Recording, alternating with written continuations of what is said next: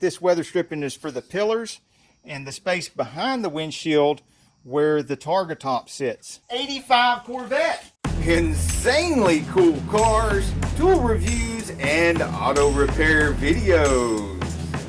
Now, my last video about Corvette weather stripping, we were replacing this piece in the back. And isn't she a beauty now? Look at that. I also was telling you about this push pin. Looks like this. Goes down in here.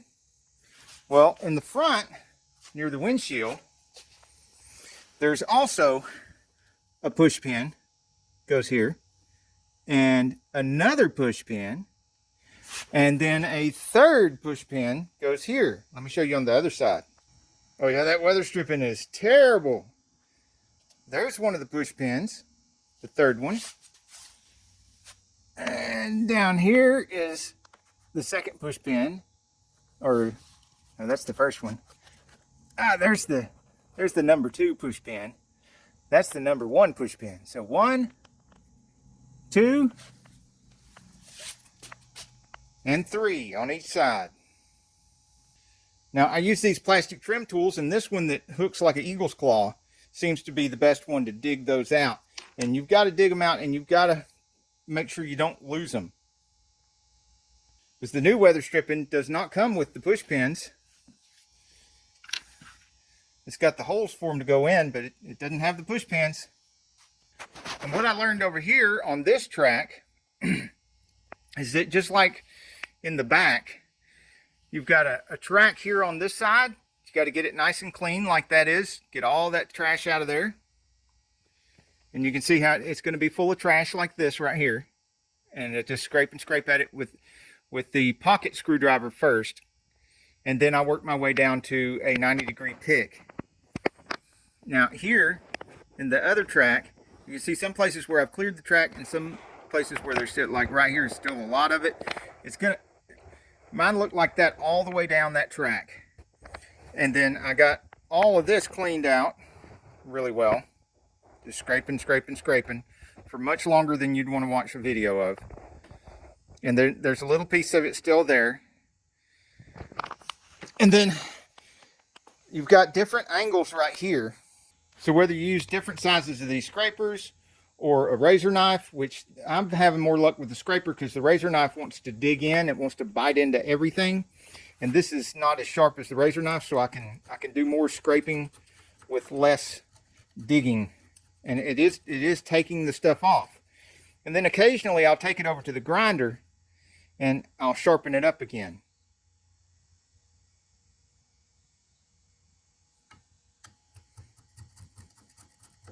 Just got to make sure that all of that stuff is completely off of there. And of course I've got an old cotton sheet to protect all that brand new carpet that I put in here.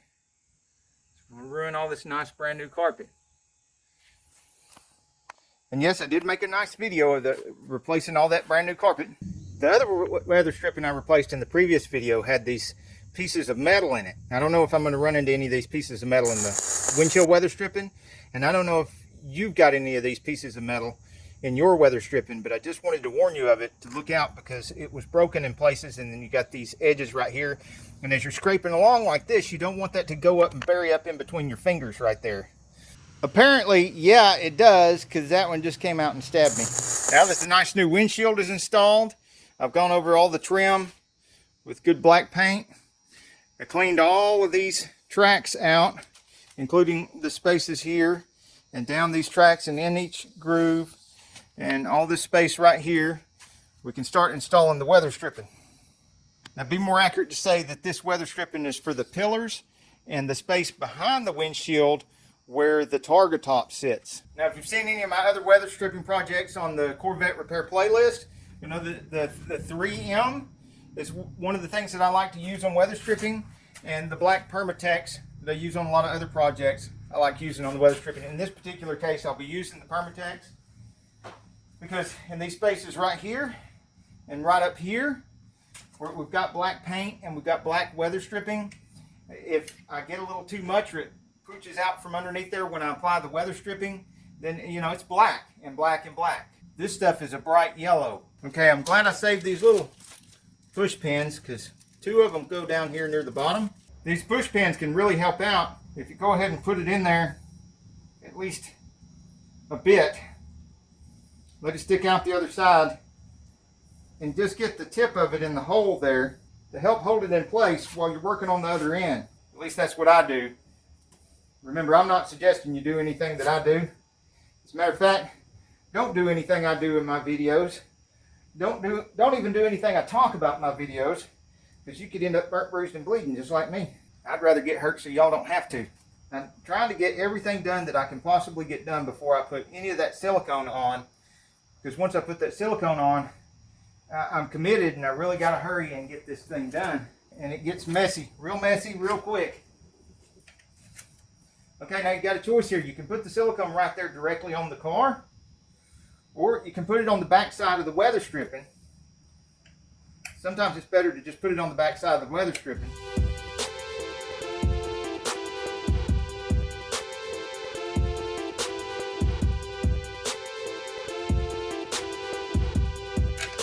This way you're less likely to get it on parts of the car that you don't really want it on. There are a couple of spots here though. You do want to make sure you get at least a little bit of the silicone on there.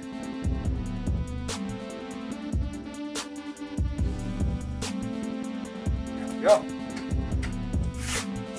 Alright. Now I have a hole for a push pin right here, and another hole right over here.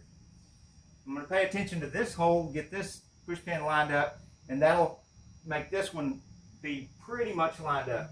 See what I mean by messy? Come on, it's your home. Go into the hole, it's your home. Okay, now that I've got the push pin started in here at the bottom, and one push pin started up here, I still don't have any of the Permatex up here, and I haven't put any of this weather stripping down into these grooves yet. First I'm going to do is try to get this bottom part sticking out here. Not this part, but the part behind here that you can't see on the camera. If you're putting one of these weather strippings in here, it's pretty obvious. Turn this around here where you can see how wide that is right there. It's 1 inch wide, and the bottom part of that groove goes in the bottom groove here on the car. Just kind of get it spread down in there, and then try to find the middle, and I like to start in the middle and push it down in to where it's below and pointed at this top groove, and when I release it, it just falls up into that top groove.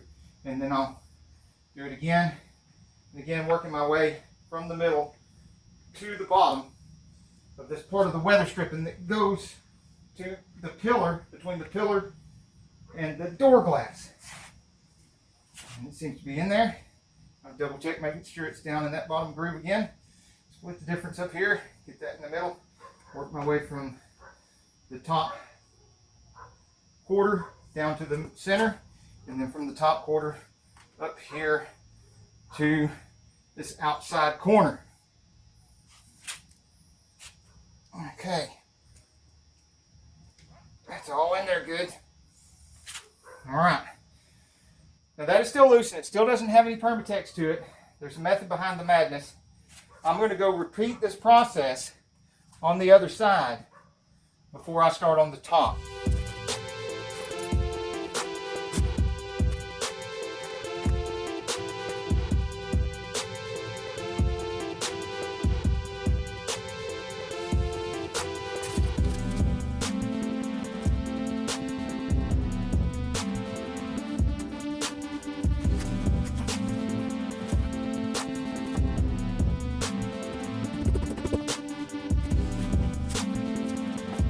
All right, now that both pillars are in there real good, I'm going to go back, put some Permatex underneath that corner.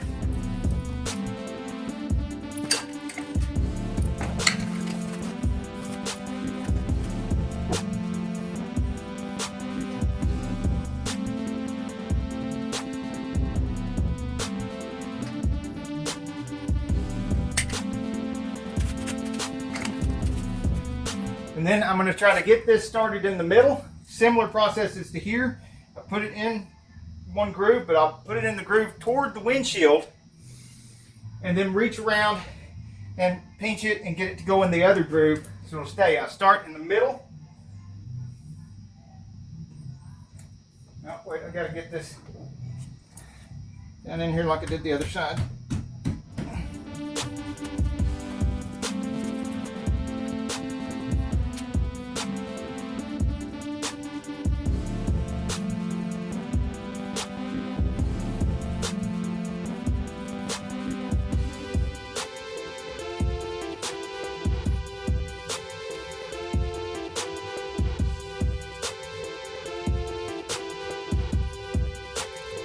Now, let me give you a really good view of this. That side is obviously not down in there yet. And the bottom looks very much like the part on the pillar. It's got a 1-inch wide piece down there. And then put in this front groove first. Then I shove it towards that and work this down into the back rear groove. And it ends up looking like this. And from the back, where I'm shoving it down in there, it looks... it's more light.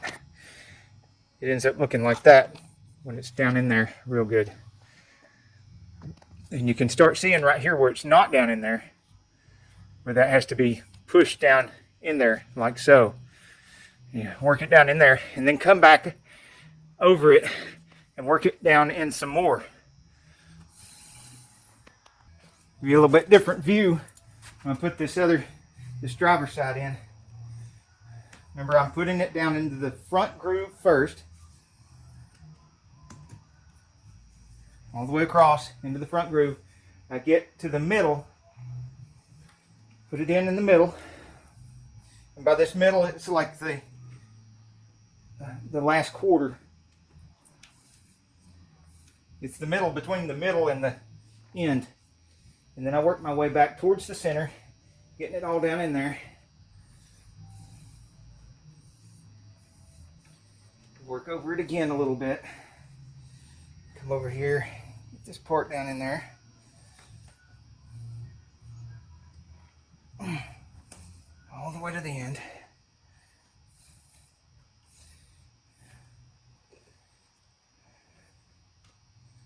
It doesn't hurt to go back over it 2 or 3 times to make sure that the back side of the weather stripping is down in that back groove.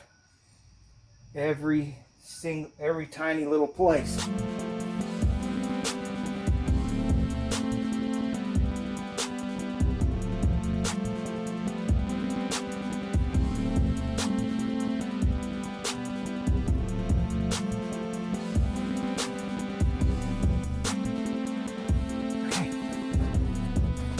Now let me give you a good look at how that turned out. Start down here. There's one little spot right there. I didn't get enough paint when I was painting these things. But then you've got this whole big piece of the door covers that up. And with a small enough space like that, I can probably take some black fingernail polish and detail that.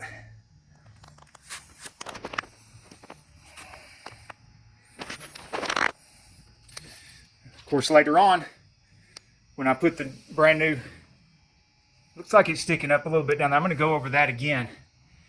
When I put the brand new sun visors on here, which is going to be another video if you want to see how to install the brand new sun visors, then look out for that video because I'm going to be doing that soon. And then there's a bunch of trim that goes on here as well. For right now, let's go around and get that other side. See what went wrong here. Why does it look all sticky uppy like that? Alright, see, that's obviously way down in there good. And this looks kind of sticky uppy. Let's see what we got here. Pull that and push, push, push, and push, push, push. Okay, there's a spot right there. Okay, got it. And then rub it to make sure it's all the way down in there.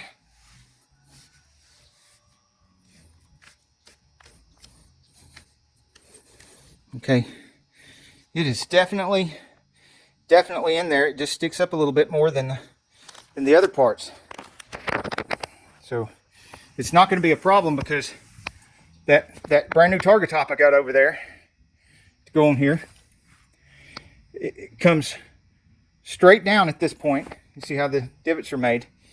It goes in at an angle up against these and then comes clamming straight down on top of this.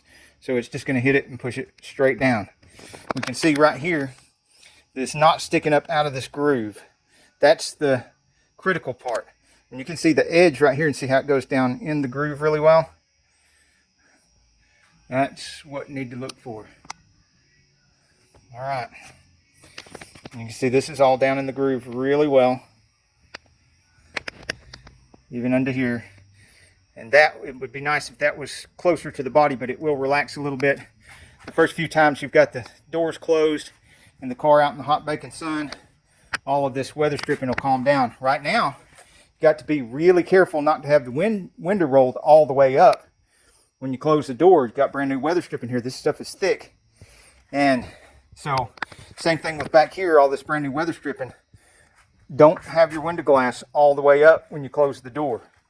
You need some room for this stuff to relax. You need to close the door and then roll the window up after you close the door. And hopefully in the hot summer sun. And just keep doing that until the weather stripping relaxes. Now the next video, I'm either going to be putting those new visors on, or I'm going to open up this box and show you which part is in this box, and I'm going to replace that part too. Now this is from Contemporary Corvette. I've never bought from them before, so we're going to find out if their stuff is any good or not. In the meantime, if you want to see more C4 Corvette repairs, we don't just have the 85. We've got this 96 here, which was the last of the C4 Corvettes, and lots of Corvette repairs in the Corvette repair playlist. Hey, if you like this video, we got a whole lot more. We've got tool reviews, we've got repair videos, we've got show car videos, hot rods, mod rods, you name it. If it's got wheels on it and an engine, it's probably on this channel. So subscribe, like, and binge watch Saneauto. Binge watch Saneauto.